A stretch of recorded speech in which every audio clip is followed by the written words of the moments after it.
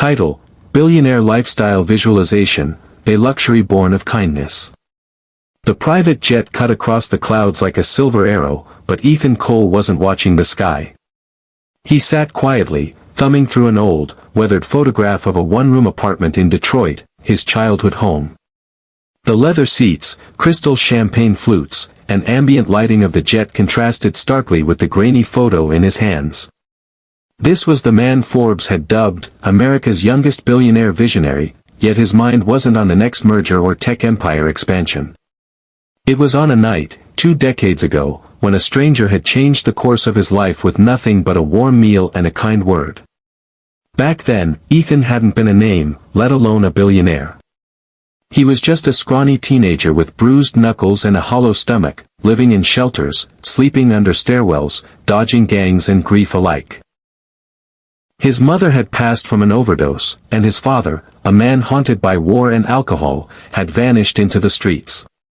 Ethan had learned to rely on no one but himself. Trust, he believed, was a luxury, something for the rich or the lucky. Then came the night everything changed. It was mid-December, and snowflakes cut like glass through the Detroit wind. Ethan had collapsed outside a closed diner, too exhausted to move, too proud to beg.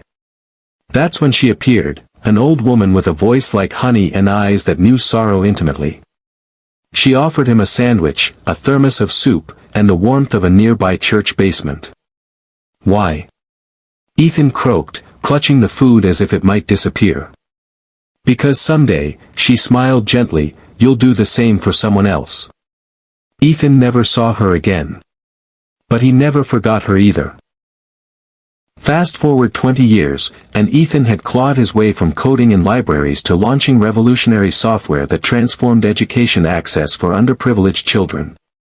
Wealth followed, private islands, luxury cars, penthouses from New York to Singapore. But none of it compared to the power he now had to change lives, just like his had been changed. One crisp morning in LA, while overseeing a charity gala for tech literacy in inner-city schools, Ethan decided to walk the streets alone, something his security team always frowned upon. Dressed down in jeans and a hoodie, he strolled past the glitz and glitter, stopping at a narrow alley where a young man sat against a graffiti-covered wall, scribbling furiously into a weathered notebook. Curious, Ethan leaned down. "What are you writing?" Startled, the boy looked up. He couldn't have been older than 16. "A story. Just, trying to get it out of my head." Ethan noticed the notebook was filled with poems, sketches, fragments of a mind both brilliant and burdened. "You a writer?" "Trying to be," the boy said. "But that's not a real job when you're homeless." Ethan smiled sadly. "Says who?" They talked for nearly an hour.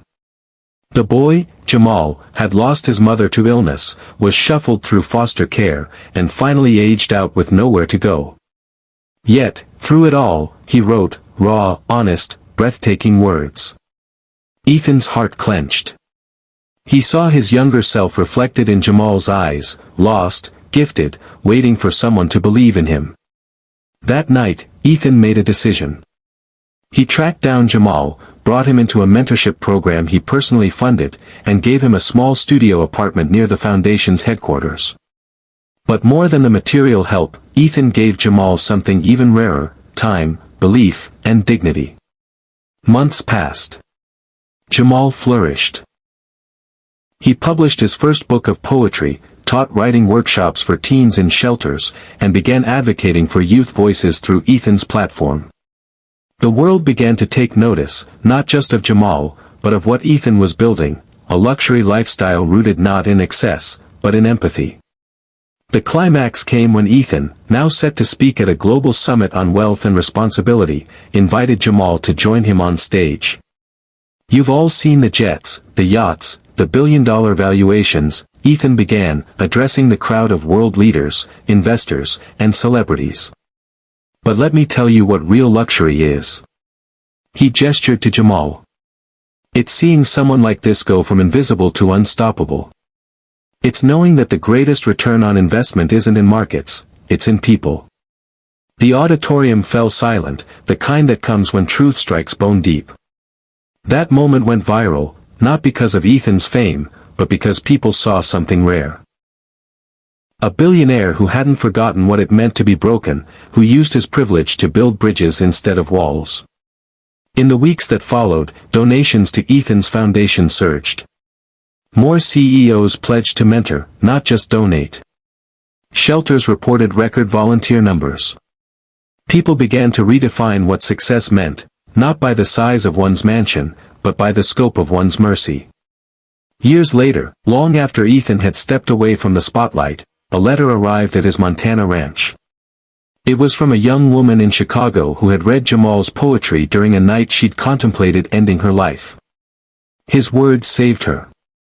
And in her recovery, she'd become a counselor for at-risk youth. "You don't know me," she wrote, "but your kindness has echoed into places you'll never see." Ethan folded the letter slowly, a tear tracing down his weathered cheek. The world often measured him in billions, but this was the richest he had ever felt.